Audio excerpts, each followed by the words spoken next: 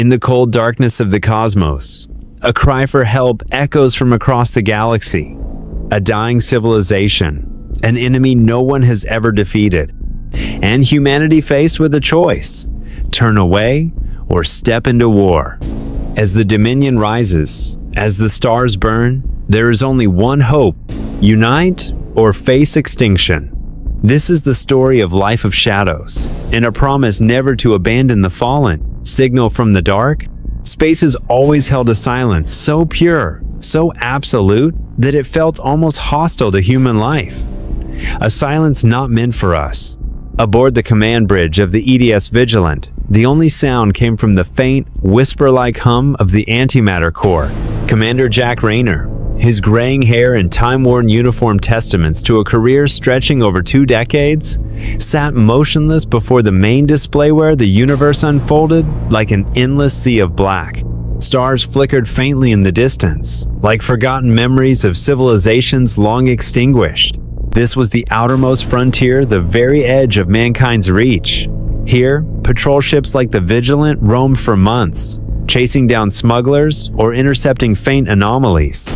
But this time, the silence felt wrong. Rayner, a veteran of the Earth Defense Fleet who'd seen plasma bombs ignite Europa's skies and heard the screams of civilians on New Calypso, now found himself gripped by an unfamiliar dread.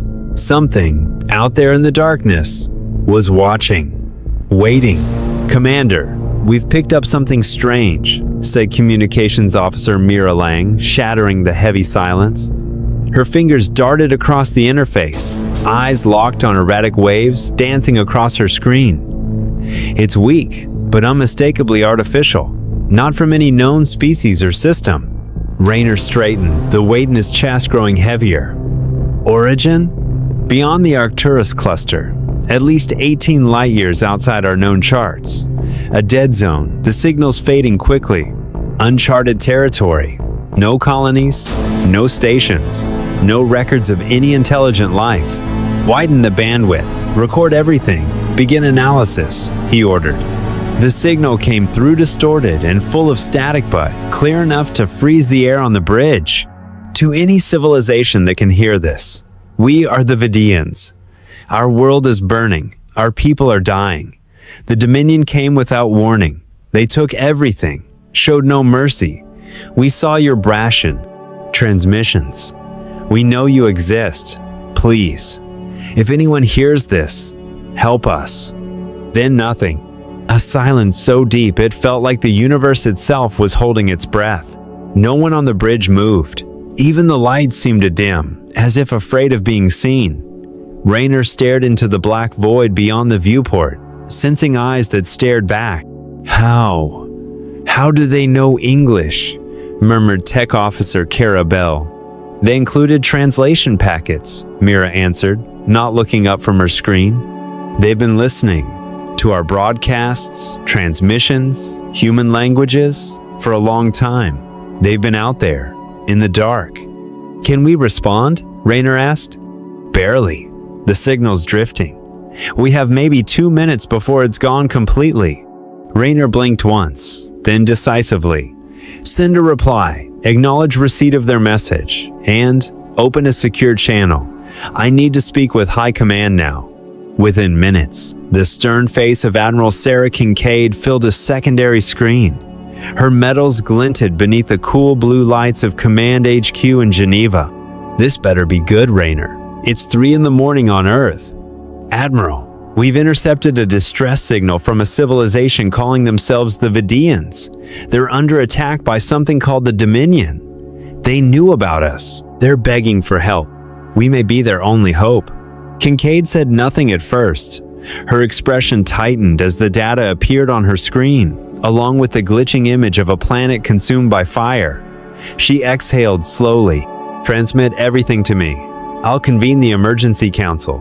Rayner nodded. "Yes, Admiral. We'll hold position and monitor for further signals." The screen went dark. Once again, the bridge returned to its familiar stillness. But this time, it felt tainted. The darkness no longer felt empty. Somewhere out there, a civilization was dying. And humanity had just been called by name. The nameless plea, the emergency chamber within Fleet Command headquarters in Geneva, was awash in sterile white light. Holographic screens flickered across the room, casting eerie reflections onto the tense faces of the gathered leaders. Lines of decoded signals scrolled endlessly. Star charts rotated in slow spirals, and fragmented image shining and vivid looped in silence. A shattered city skyline crumbling into fire, oceans burning like oil, and strange marine-like beings staring skyward with a kind of desperate awe. At the heart of it all was a single, repeating transmission. "We are the Vidiians. Our planet has no more time. We see you. We know. You can hear us." Admiral Sarah Kincaid stood in the center of the room, arms crossed over her decorated uniform. The words echoed like final breaths of a dying species. Her icy eyes betrayed nothing, but deep within, beneath layers of military discipline and political detachment, something stirred. A tremor. A shadow of responsibility. Beside her stood Dr. Amelia Stone, a reclusive genius long dismissed by the mainstream scientific community, now reinstated because of her unmatched understanding of deep space resonance. Her pale features were tight with unease. Her voice trembled slightly. "They've been listening to us. Not for days. Not even for months. At least a decade. Possibly more. They chose this moment to reach out," Kincaid replied, her tone firm, precise. "If these images are real, we are not just witnessing the fall of a civilization. We may be witnessing the prelude to something far worse." Meanwhile, aboard the EDS Vigilant, deep in uncharted space, Lieutenant Mira Lang was still intercepting the dying signal. Every fragment of static brought another jagged piece of a shattered, language-crude English, cobbled together from decades of intercepted human broadcasts. News, anchors, films, speeches, songs. They had learned our words, shaped them into a cry. Among the data packets came blurred images of the enemy, not clear visuals, but aftermaths. A hollowed metropolis, cloud layers burned black, a moon cleaved in two, the slice so clean it looked surgical cut by a blade the size of a god's wrath. And everywhere, silence, smoke, ruin. "This thing," Mira whispered, her voice low, almost reverent. "This dominion, it doesn't negotiate, doesn't forgive, doesn't stop. This isn't war, it's extermination." Commander Jack Rayner stood behind her, silent, eyes fixed on the map. A small red blip pulsed near the star chart's edge. A single flicker, quiet but pleading. "I used to believe we'd outgrown war," Rayner murmured. "That a unified Earth meant peace was finally real. But maybe peace only survives if we're strong enough to defend it." Then came the final fragment. A figure appeared tall, bioluminescent, skin gleaming like pearls submerged in moonlight. Its body was sleek and aquatic, but its eyes were black and vast, like they held an ocean's worth of sorrow and history. It spoke slowly, each word carrying the gravity of extinction. "We are a people of the Shawnat born for violence, but we know when to beg. Dominion leaves no survivors. We have nothing left. But you still do. If you hear us, do not look away." The bridge went silent again. This was no longer about a distant world. This was a mirror held up against the face of humanity, showing what we, too, could become in 5 years, 10, 50, if Dominion kept moving forward. Back in the command room, Rayner opened a secure uplink and transmitted a report. "We've compiled all signal data," he reported. "Beyond the distress call, there's something else: the tactical fragments, star paths, projected Dominion movements, remnants of destroyed systems." This wasn't just a cry for help. It was a warning, an organized, desperate warning. Kincaid's expression didn't soften, but her voice carried a heavy weight. "I've seen it, and I believe them. Too many consistencies, too much pain that feels familiar." "Rayner, hold your position. I'm assembling the Earth Council. This decision, it will alter the course of our species." The final signal faded. One last burst of static. Then the screen went dark. But the darkness no longer felt like absence. It felt like a doorway, A question whispered from across the stars. A plea not just to our ears, but to our hearts. Will we rise, or will we turn away? In the cold hush that followed, the future held its breath. The Council of Fate. Within the heart of Earth's unified council, housed in the shimmering dome of Geneva's command nexus, the air was thick like the pressure before a storm no one dared name. The great circular structure, once hailed as a monument to post-war unity, now bore the weight of a decision that could define or doom humanity's future. Outside, 37 flags from every Terran colony fluttered in the artificial breeze. Mars, Europa, Titan, Ganymede witnesses to the drama unfolding beneath the crystal dome. This was no longer a chamber of peace. It had become an arena of fate. At the center podium stood Admiral Sarah Kincaid, rigid in posture but burning with urgency. Behind her, translucent holoscreens replayed fragments of the Vidiians' desperate call for help, the distorted voice, the tear-streaked faces of a drowning world, the sorrow of a civilization pleading from the edge of oblivion. "Honored Council," Kincaid began, her voice firm, not cold. "What you are seeing is not simulation, not theory. It is real.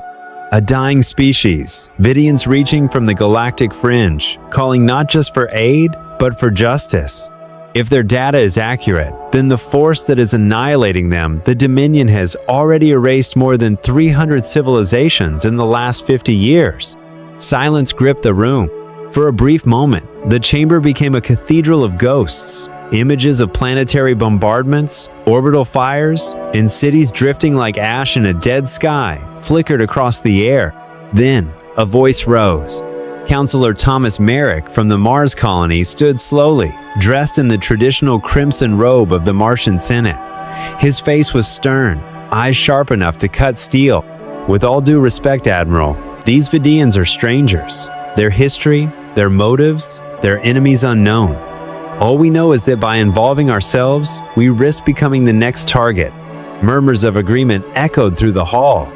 Heads nodded. Fear, masked in logic, spread like smoke. But then another voice. Counselor Amina Valdez from Jupiter's orbital cities rose next. Her voice was quiet, yet resonated like a bell in a crypt. "And if we do nothing? Do we watch yet another world perish? How many names must be erased from the stars before it is our own?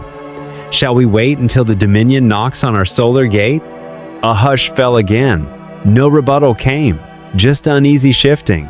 Some delegates looked down, others clenched their fists. Then, unexpectedly, President Laura Chin of the United Human Nations stood. It was rare for her to speak during council proceedings, but when she did, her words carried the weight of Earth itself.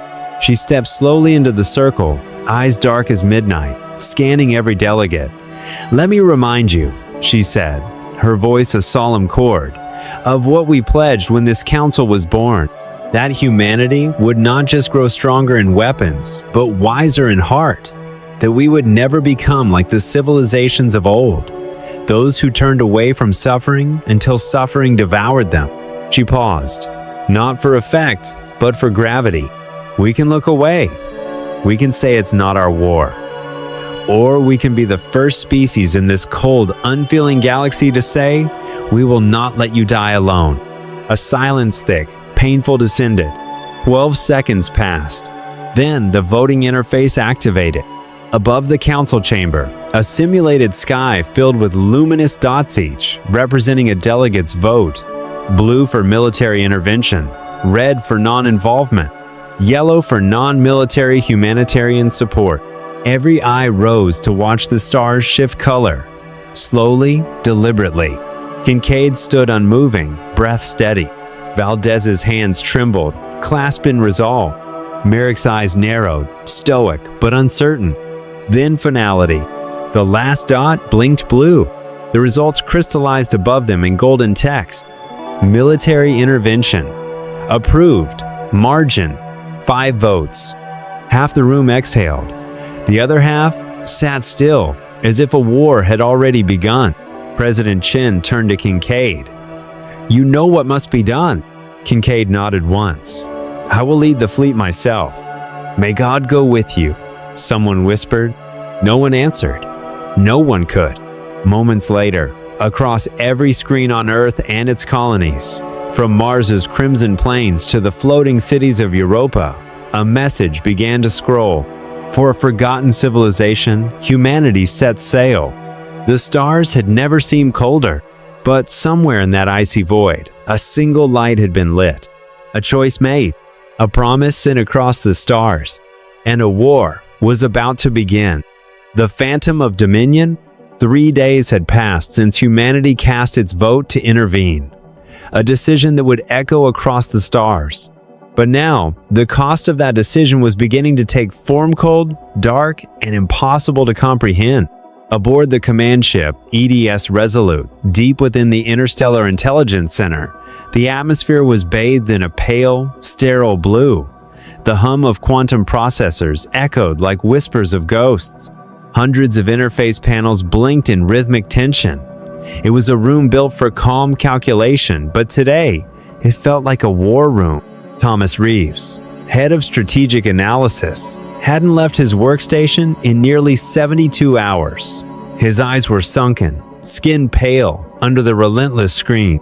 His fingers darted over maps, telemetry, alien data feeds, all traced back to a single, dying signal, the Vidiians' last cry.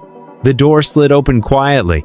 Commander Jack Rayner entered, holding a steaming mug of freshly brewed black coffee. He set it gently on Reeves' console. "You need fuel," he said, voice soft but weary. "Admiral Kincaid expects a full report in 2 hours. Tell me you have something." Reeves didn't look up. "I have something," he murmured, his voice hoarse. "But she's not going to like it." He tapped a command.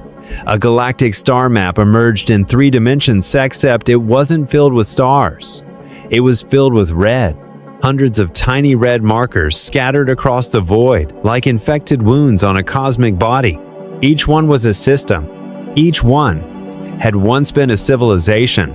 Using Vidiians' raw signal data, matched with abandoned deep space probe records and background radiation anomalies, I've reconstructed Dominion's expansion path over the past 50 years. Rayner's breath caught as he watched the infection spread across the galaxy like a living virus. "I count over 300. 312 confirmed," Reeves replied. "And that's just the systems we can verify. There could be hundreds more, erased so completely, they left no signal behind." He flipped to another projection. Crude, schematic models of Dominion warships, supplied by the Vidiians, blurry, fragmented, but chilling. Angular, brutal, alien beyond comprehension. Not elegant, not ornamental, just terrifyingly efficient. "These ships," Reeves continued, "employ 2 core technologies that, so far, no known civilization has successfully countered: full-spectrum cloaking and high-frequency energy nullification." Rayner raised an eyebrow. "Cloaking? You mean we can't see them?" Reeves shook his head and activated a visual simulation. "Not exactly. They don't just hide. They bend gravity, manipulate space itself. Light, radar, infrared, electromagnetic pulses, they all curve around Dominion vessels. They're not invisible. They're absent, like holes in space. They call it the Phantom Maneuver." A short Vidiians combat log played. A fleet hovered in formation, then shattered in seconds, destroyed by something no one saw. The attack came from a blank spot in space, like death itself had worn an invisibility cloak. "And the nullifier?" Rayner asked. Reeves nodded grimly. "The nullifier field. It's a dynamic energy shell that pulses through millions of frequency bands. When outside energy hits it, plasma, lasers, ion boltsits unraveled at the quantum level, dissolved before it ever touches the hull. In other words," Rayner said slowly, "our weapons won't work." Reeves gave a hollow chuckle. "Not if we use conventional energy-based arms. Against them, we're armed with light sticks." "And negotiations?" "There are none."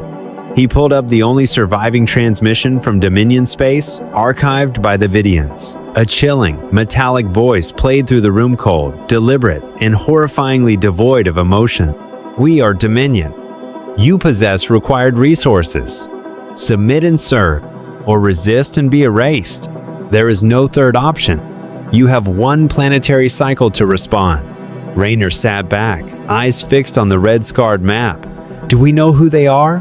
What they want? Reeves hesitated. Nothing concrete. They've never revealed a visual, only voice and coded directives. Some Vidiian records suggest Dominion may not be a single species, but an oppressive coalition. Or worse, a collective intelligence, a hive where individuality has been purged. The silence that followed was heavy. Finally, Rayner asked the question no one wanted to say out loud. So, we're next? Reeves tapped on the projected trajectory. If the pattern holds, yes. Once the Vidiians fall, Earth is on the direct vector. 5 years, maybe less. The door slid open again. Admiral Sarah Kincaid entered, her presence like a blade drawn in the dark. Her eyes scanned the room, then locked onto Reeves. I want a full report now. Reeves stood, handed her the holopad containing all compiled data. She reviewed it in silence, jaw tight, gaze unmoving. Minutes passed. Then, softly, almost to herself, she spoke. We need to think differently, fight differently. This is not a war we win with tradition. Rayner narrowed his eyes. What are you planning? Kincaid's gaze turned sharp. I'm calling in the only person who ever proposed countermeasures to cloaked gravitational warfare. The one our council silenced for being too dangerous. It's time we bet on the impossible, because doing nothing means extinction. The Firebreak Protocol. A few days after the council's fateful vote, within the orbit of Mars, the hangar known as Omega echoed with a rhythm of urgency. Massive engines whirred. Code-laced holograms shimmered in mid-air, and technicians dashed between pulsing reactor cores like sparks in a storm. At the center of this chaos, beneath the sterile blue glow of Mars Prime Station, stood Professor Maria Alvarez-Zonce, exiled from the scientific elite for developing theoretical constructs deemed too dangerous for interstellar security. Now, she was humanity's final hope. Her silver hair was disheveled, eyes sunken from sleepless nights, yet they burned with a terrifying clarity. She didn't flinch as Admiral Sarah Kincaid approached, boots echoing on the cold metal floor. You didn't ask me to build a weapon, Alvarez said calmly, voice sharper than steel. You asked me to build the impossible, something that breaks the very logic of warfare. Kincaid nodded. Because if we stick to logic, we'll run out of time before we run out of options. Alvarez turned back to her terminal, fingers dancing across the interface like a conductor leading a symphony of machines. A 3D model spun into Viewa standard Earth defense warship, but enveloped in silver rippling shields, with rotating energy towers lining its hull. This is the Firebreak Protocol, she began. It operates in 3 layers. The first, negative space detection. While traditional radar scans for solid objects, this system scans for absence. We find the shadows Dominion leaves behind the gaps where light, sound, and signal should be. A young officer interrupted, skeptical. That's untested. The amount of real-time data that requires, it's insane. Exactly, Alvarez replied without turning. Which is why we're integrating a quantum reactive AN experimental command layer so fast it can interpret spatial disturbances within milliseconds. We've never used it outside a lab. Until now. Kincaid stared at the model. And defense? Alvarez zoomed in on the energy towers. Layer 2, variable frequency resonance cannons. Dominion disables fixed frequency weapons with their nullifiers. So, we throw a storm. Thousands of energy pulses fired at fluctuating frequencies, each one different. We overwhelm their field too fast, too broad. No system can adapt that quickly.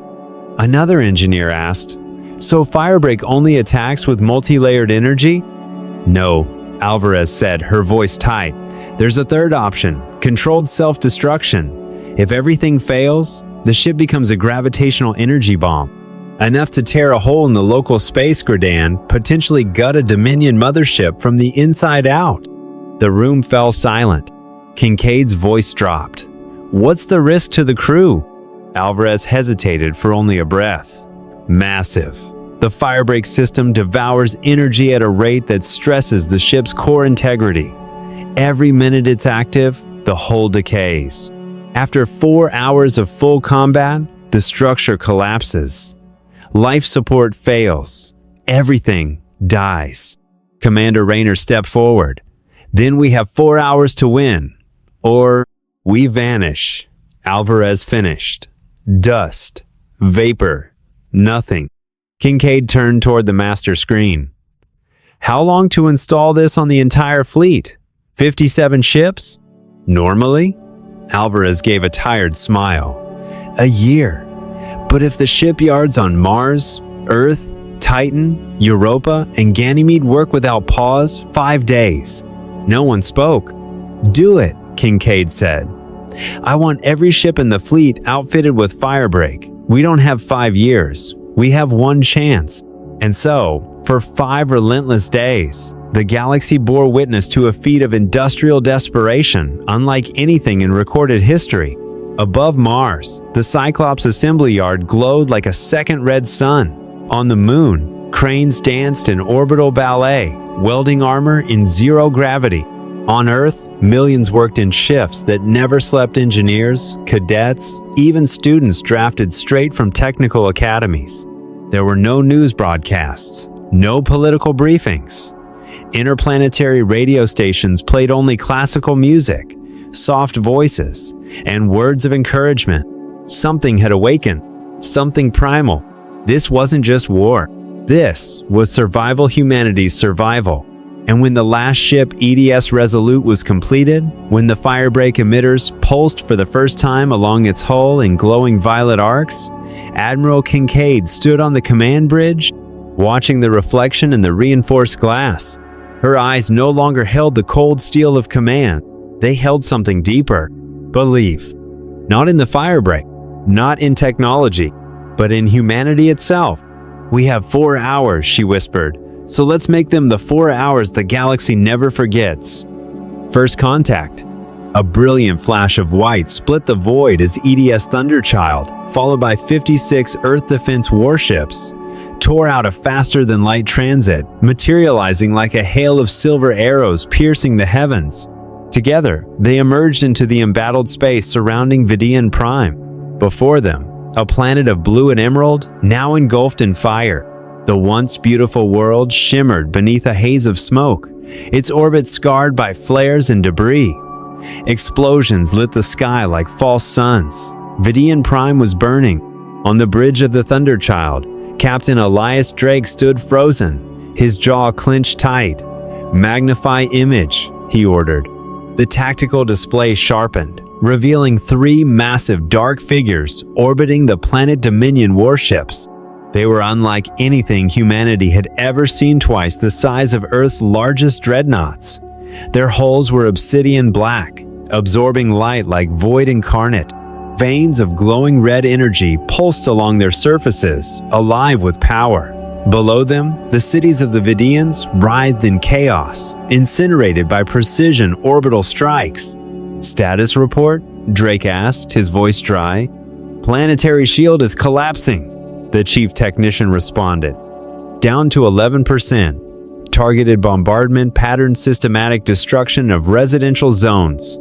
Estimated casualties, multiple millions, and rising." Behind them, the full Earth defense fleet solidified formation, 57 ships, locking into a precise combat triangle. Layers of warships arranged for maximum coverage.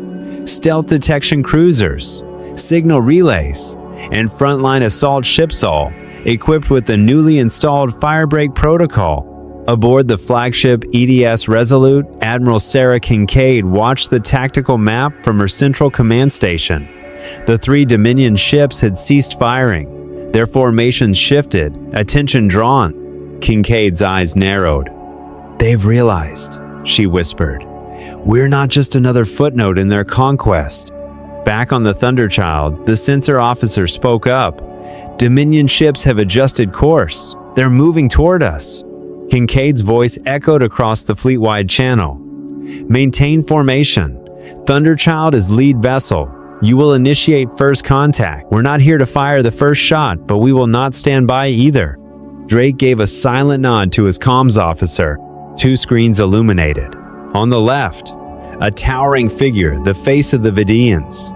Aquatic in form, bioluminescent skin like pearl, and vast black eyes that mirrored entire oceans of sorrow. On the right, a pulsing red circle. No face, no features, just like the Dominion. Drake drew a slow breath. "This is Captain Elias Drake of the Earth Defense Fleet. We are responding to the distress call of the Vidian people. We are here to render aid, not to start a war." He paused, turning his gaze toward the red light. "We request you cease all hostile activity and open a channel for negotiation. This is your last chance at peace." The voice that replied wasn't a voice at all, but a grating resonance, like metal tearing across stone, distorted and cruel. "Species identified. Humanity. Intervention unnecessary. Vidiians contain assets required for Dominion survival. Withdraw or be extinguished. No third option. 10-time units remain. Countdown begins." The signal cut. The bridge held its breath. The Dominion did not bow. "They don't know how to bend the knee," a weapons officer muttered. "And we don't know how to turn our backs," Drake answered. He activated the command channel. "Diplomacy has failed." Kincaid responded instantly. "Fleet-wide directive activate firebreak. Assume Delta defensive formation. No one fires until fired upon, but prepare for full retaliation." In unison, every ship dimmed, then ignited. The firebreak shields bloomed outward waves of violet-blue energy cascading down ship hulls like armor forged from starlight. Sensor arrays rotated like petals unfolding, scanning the void for disturbances. Every crew held their breath. Suddenly, the Dominion moved. No formation, no pattern. They flowed like predatorcellin, formless. Their motion made no sense. Their propulsion left no trail. "Targets off standard sensors," came the alert. "Firebreak sensors lighting up," another voice shouted. "Negative space anomaly incoming." Then, light. 3 lances of red energy slashed across the dark daggers, hurled from nothingness. They screamed toward the Earth ships and scattered. The firebreak field shimmered, catching each beam in a swirl of refracted waves. The energy dispersed. Nothing penetrated. "Shields holding," Thunderchild's officer confirmed. "No damage." For a moment, no one spoke. Then the Dominion responded not with fire, but with confusion. Their voice crackled again, but not with confidence. With disbelief. "Ineffective. Nullification failed. Unknown technology detected. Initiating full-scale extermination protocol." Drake gave a cold smile. "They've chosen war, Admiral." Kincaid's reply was a quiet storm. "Then let us show them what it means to fight humanity." The battle among the stars. The void surrounding Vidian Prime erupted into chaos. As the 3 Dominion warships surged forward, the night of space lit with rivers of crimson energy. Their plasma cannons screamed through the vacuum, tearing jagged gashes in the very fabric of space, itself a lightning arc slashing across orbit with lethal precision. In response, the Earth Defense Fleet scattered into motion. 57 human warships split into 9 maneuver formations code-named Dynamic Fang. Small attack clusters orbited the Dominion giants like wolves circling titans, moving in coordinated chaos, probing for weaknesses. "Firebreak shields holding," reported Thunderchild's chief engineer. "But overload building on port side, modules minor stress fractures detected." Captain Elias Drake's eyes never left the tactical display. "Oscillation shift. Triple the frequency. 3. 0 phase cycles per second. Don't give them time to adapt." Aboard the EDS Resolute, Admiral Kincaid surveyed the 3-dimensional battle hologram. Her fleet was faster, more agile, but outnumbered, outgunned. She knew that the firebreak protocol was powerful but not infinite. If it failed, the battle would be lost in minutes. "Target propulsion systems," she ordered. "Don't destroy Disable. We need survivors. We need understanding." Guided by Firebreak's tactical AI, Earth's warships unleashed a storm of weapons each shot, a kaleidoscope of fluctuating frequencies, blending ultraviolet lasers, ionized plasma bursts, and gamma pulse disruptors. The data storm hit with blinding impact, and for the first time in galactic history, Dominion vessels bled. One of the massive enemy warships tilted violently as its port thrusters ignited in an uncontrolled blaze. Energy signatures flared wildly. Systems collapsed. The ship pulled back, retreating from the core of battle. A cheer rippled across the fleet. Hope or awe, electric spread like wildfire. Dominion could be hurt, but they would not fall easily. "Alert!" cried the sensor officer aboard Resolute. "Dominion flagship deploying unknown structures, launch signatures detected." The screens lit up. Hundreds of small lights flared from the Dominion vessel's belly, swarms of fast, black units. Fighters. Unmanned. Unrelenting. The Vidiians had a name for them. Sithrals. "Enemy fighters swarm inbound," a communications officer warned, converging on central formation. "Launch our entire strike wing," Kincaid responded without hesitation. "Let's show them humanity flies with fire in its veins." Hundreds of Earth Fleet fighters surged from the hangar bays like arrows let loose from the strings of gods. Fast, small, and lethal. Pilots like Lieutenant Sarah Vance, Lieutenant Lucas Andari, and Squadron Leader Riker led formations of three tight, precise, intuitive. Unlike Dominion's AI-driven swarm, these pilots fought with instinct, human emotion, fear, and ferocity. "Two Sithrals on your 6, Vance shouted over the squadron comms, twisting her ship into a full 360 spiral. "Got it," Riker barked back, swinging behind and firing a focused plasma burst. Both enemy fighters vanished in twin blossoms of light. Despite their superior numbers, the Sithrals faltered, unable to counter Earth Fleet's erratic, unpredictable combat dance. Dominion's logic broke against human chaos, but chaos always comes at a cost.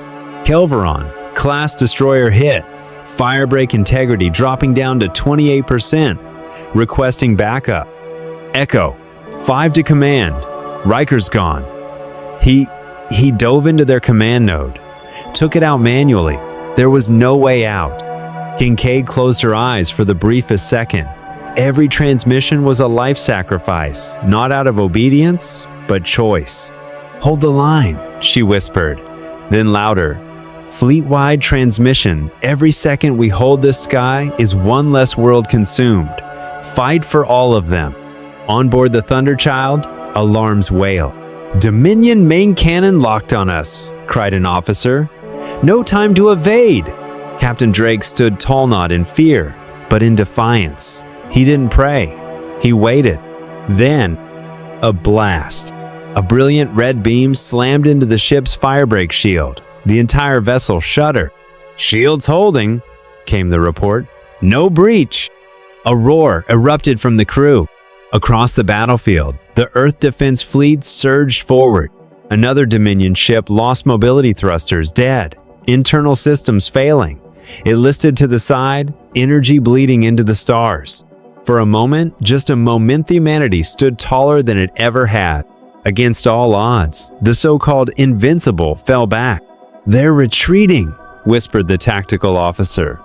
"They're actually pulling back." Drake didn't shout. He didn't celebrate. He whispered to no one. Or perhaps to every soul that fought beside him. For life, for Earth, for the promise that we will never look away. He looked out into the burning stars and finished. "This is how humans fight." A warning from the dark? The space above Vidiian Prime still shimmered with the scars of battle. The debris fields floated like silent memorials. Firebreak shields flickered across the Earth, defense fleet still active but weakening. Shimmering layers of protection peeled away slowly, evaporating like mist before the cold breath of the cosmic void. Aboard EDS Resolute, Admiral Sarah Kincaid stood motionless in the central command sphere. Her eyes were locked on the tactical projection. 2 of the 3 Dominion warships had been silenced, drifting lifeless in orbit, hulking ruins of a once invincible force. The third had retreated into the black, An officer turned from his console, face pale. "Admiral, we're receiving a transmission." Her brow furrowed. No encryption, no interference. Just a message, a declaration. Kincaid's voice was steel. "Put it on, all ships." On the main screen, a familiar image reappeared. Not a face, not a figure, just a radiant crimson orb, pulsating with silent menace. But this time, the voice that echoed was not cold indifference.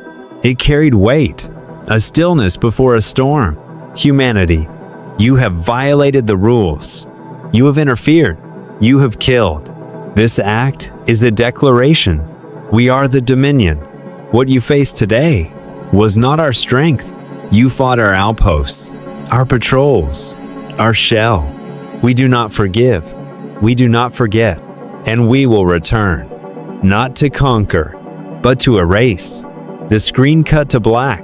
No static, no echo, just silence. And the weight of something immense watching. On board the Thunderchild, Captain Elias Drake stood by the tactical holo display, an entire recreation of the battlefield floating before him. 3 enemy ships, 1 destroyed, 1 disabled, 1 escaped. Earth Fleet fighters still patrolled the edges of space, many limping home with scorched armor and damaged wings. "Commander," whispered his second-in-command. "That was a warning. They're coming back." Drake's eyes didn't leave the place where the Dominion had vanished.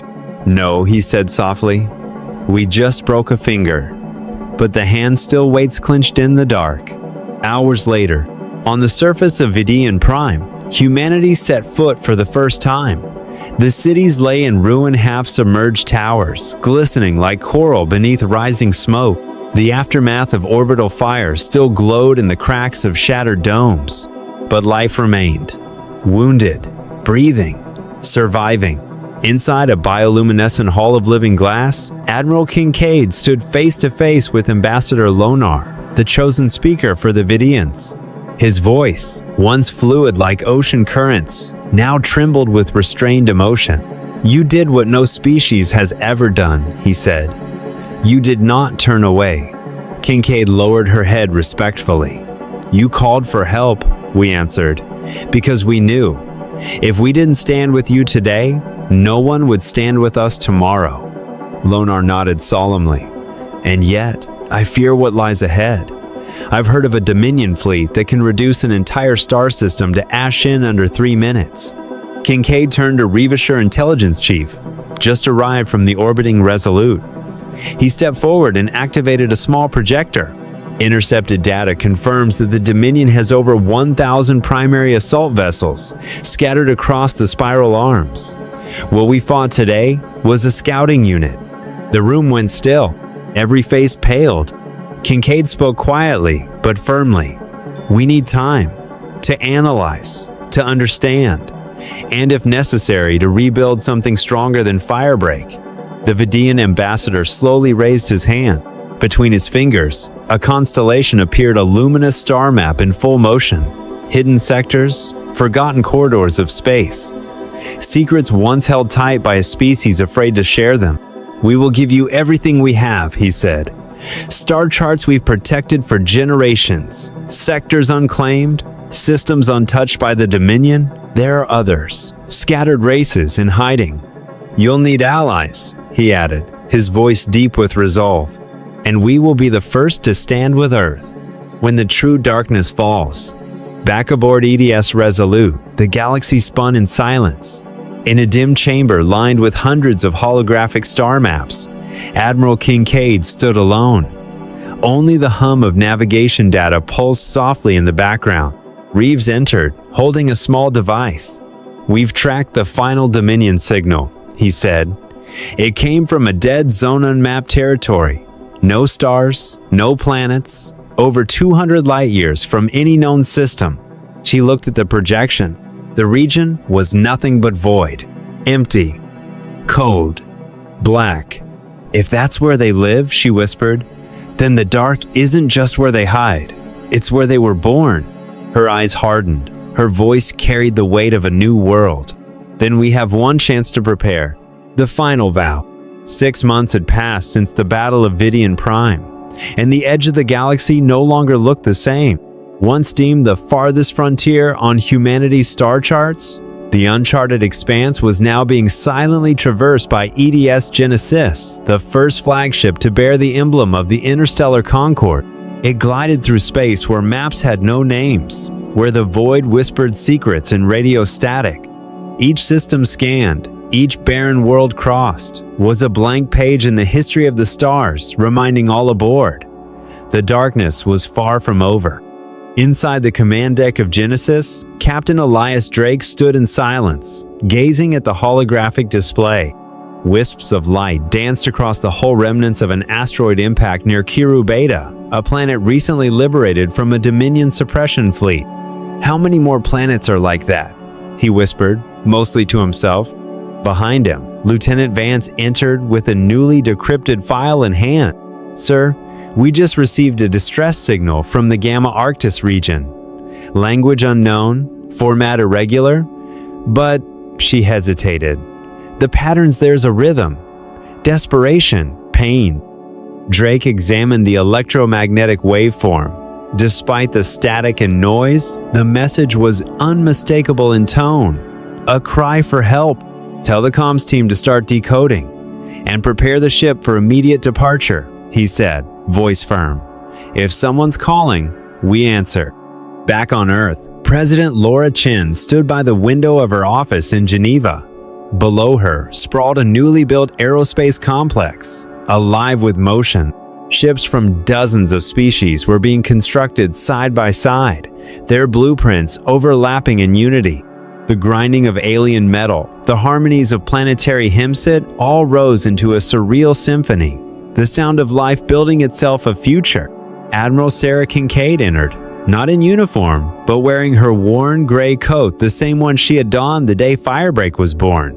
Chin greeted her with a warm smile. "You ever think of taking a break?" the president asked. Kincaid shrugged. "Maybe after a few millennia of peace." They both chuckled, but the mood quickly shifted as Chen's gaze turned solemn. Dominion remained silent. "That's what worries me most," Kincaid replied. "They've pulled back from 17 star systems. No counterattack, no communication, no retaliation, just silence." Chen turned toward the real-time galactic map, its surface flickering with ever-changing data. "Silence can mean a storm is forming. One we can't see. Not yet." Kincaid nodded. "And we'll be ready. For the first time in our history, we are not alone."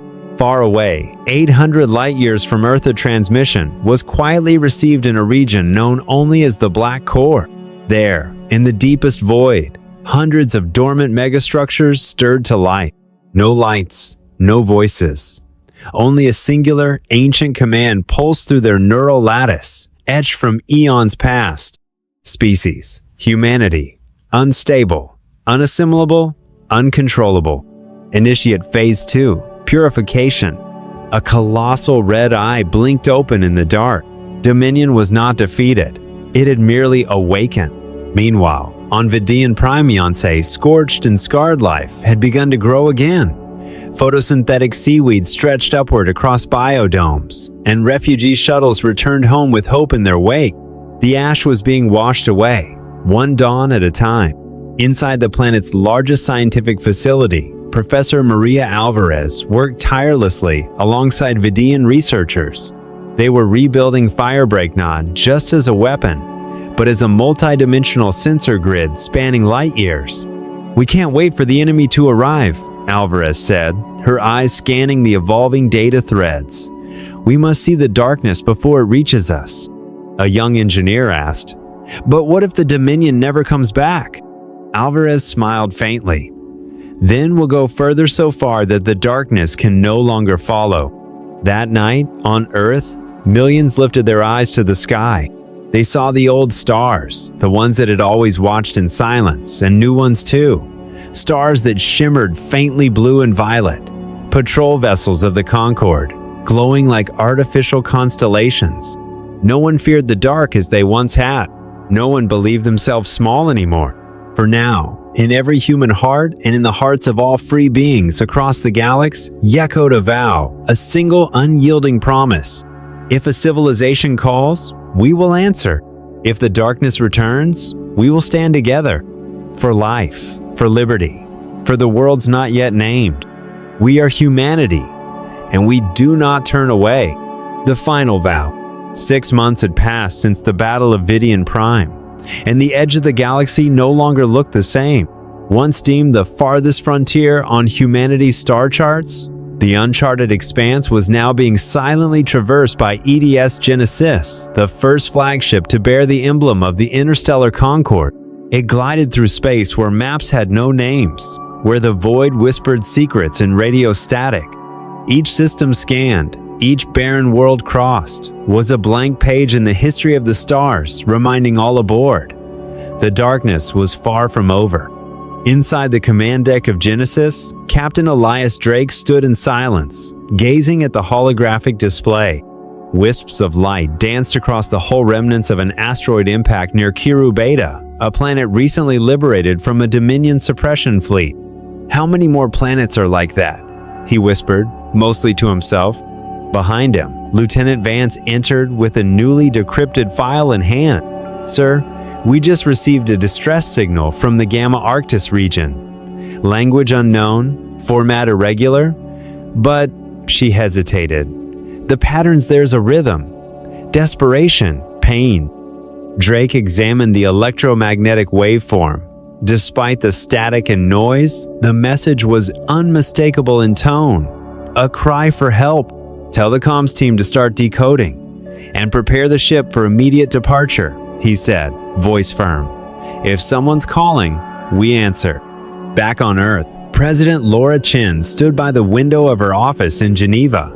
Below her sprawled a newly built aerospace complex, alive with motion. Ships from dozens of species were being constructed side by side, their blueprints overlapping in unity. The grinding of alien metal, the harmonies of planetary hymnset all rose into a surreal symphony. The sound of life building itself a future. Admiral Sarah Kincaid entered, not in uniform, but wearing her worn gray coat, the same one she had donned the day Firebreak was born. Chin greeted her with a warm smile. "You ever think of taking a break?" the president asked. Kincaid shrugged. "Maybe after a few millennia of peace." They both chuckled, but the mood quickly shifted as Chen's gaze turned solemn. Dominion remained silent. "That's what worries me most," Kincaid replied. "They've pulled back from 17 star systems. No counterattack, no communication, no retaliation, just silence." Chen turned toward the real-time galactic map, its surface flickering with ever-changing data. "Silence can mean a storm is forming. One we can't see. Not yet." Kincaid nodded. "And we'll be ready. For the first time in our history, we are not alone." Far away, 800 light-years from Earth, a transmission was quietly received in a region known only as the Black Core. There, in the deepest void, hundreds of dormant megastructures stirred to life. No lights, no voices. Only a singular, ancient command pulsed through their neural lattice, etched from eons past. Species, humanity, unstable, unassimilable, uncontrollable. Initiate Phase 2, Purification. A colossal red eye blinked open in the dark. Dominion was not defeated. It had merely awakened. Meanwhile, on Vidian Prime, scorched and scarred life had begun to grow again. Photosynthetic seaweed stretched upward across biodomes, and refugee shuttles returned home with hope in their wake. The ash was being washed away, one dawn at a time. Inside the planet's largest scientific facility, Professor Maria Alvarez worked tirelessly alongside Vidiian researchers. They were rebuilding Firebreak not just as a weapon, but as a multi-dimensional sensor grid spanning light years. "We can't wait for the enemy to arrive," Alvarez said, her eyes scanning the evolving data threads. "We must see the darkness before it reaches us." A young engineer asked, "But what if the Dominion never comes back?" Alvarez smiled faintly. "Then we'll go further so far that the darkness can no longer follow."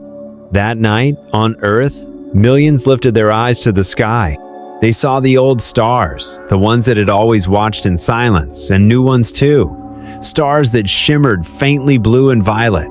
Patrol vessels of the Concorde, glowing like artificial constellations. No one feared the dark as they once had. No one believed themselves small anymore. For now, in every human heart and in the hearts of all free beings across the galaxy, echoed a vow, a single unyielding promise. If a civilization calls, we will answer. If the darkness returns, we will stand together. For life, for liberty, for the worlds not yet named. We are humanity, and we do not turn away.